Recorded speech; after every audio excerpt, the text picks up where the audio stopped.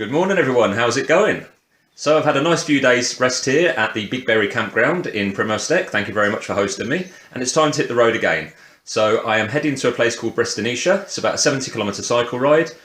Small uphill to start off with, 250-metre ascent, and then after that it's downhill and flats. Or so the GPS tells me, but we'll see. It is raining today, unfortunately. The weather forecast says it will ease off at about 10 o'clock, so I'm going to wait until then to load the bike up, then hit the road and get on with it. So I'll give you some videos for the road and speak to you all later. Cheers for now. Oh yeah, the rain. It makes you wet. You know what I mean. Sorry, I lost myself there. So as you can see, it was raining as I left, so I waited till 10, but the rain didn't ease off. So I just put the wet weather gear on and hit the road. Not to worry, it's all part of the fun, apparently. Actually, I don't mind cycling in the rain. It's I sometimes just get on with it and don't really think about it. It's the thought of starting which is actually harder than cycling in the rain, if that makes any sense. Anyway, so I carried on. I'd done some of this route a couple of days earlier. If you check out my video about the half-day bicycle tour of the area that I've been staying in, you can see some of the places that I went, and obviously then the sun was a little bit brighter. But as it was, even though it was raining, I'm passing by some beautiful rural scenes. You get these houses and they have like a long slope roof on one side, some of them, and also there's like little barns where they dry hay as well. Everything's like kept really neat and tidy, and I was thinking as I was cycling, what makes Slovenia different than the other countries I've cycled through?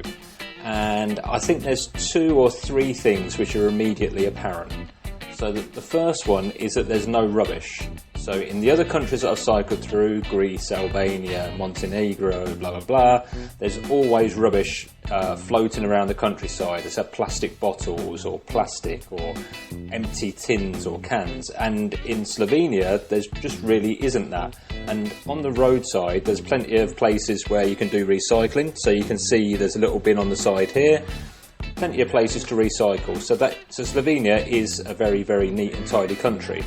The other thing that's missing is the graffiti, which plagues some countries, Greece in particular, or Athens in particular in Greece. But I've not really seen any graffiti here. I mean, there's bound to be some in Ljubljana, if that's how you pronounce the capital of Slovenia, not that I could visit there.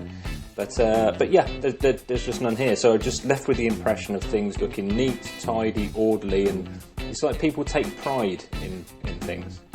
So, cycling along, came across another cycle lane. There was a few of these today. It seems that when there's a new road being developed or a road resurfaced, they're adding a cycle lane. So this is a great thing on the one hand, because obviously there's a cycle lane, brilliant.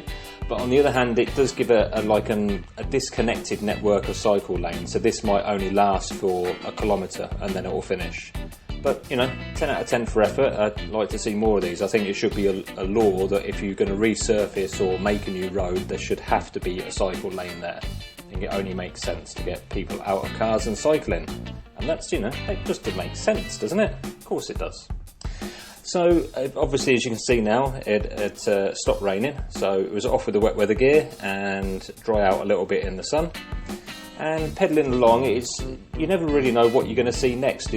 There's lots of churches in the background and open fields, and then I came down into this little valley and a river running by the side of it, and then I followed this along, and this lasted until I got to Brestanica, which is where I'm staying. And this is totally different than the hilly rural areas that I saw. So this was behind me is a very busy town or city. It had a huge shopping mall, and then I come to this idyllic sort of entrance to the town itself, and you've got all these quaint houses. There's a church in the background. Even the sky cleared up perfectly to give me this great image here. So Brestanica, what's Brestanica famous for then? Well, it's famous for its castle. And this is a picture of the castle there. It's a very sort of Germanic castle rather than a British castle with its moat and bailey. And it's also famous for its churches. So there's one church there, and I'm literally just opposite the road from this very, very impressive church here. So that's all the cycling done for today. It was about 75 kilometres. Tomorrow's 90 kilometres, and I'll talk to you about it then. Cheers for now.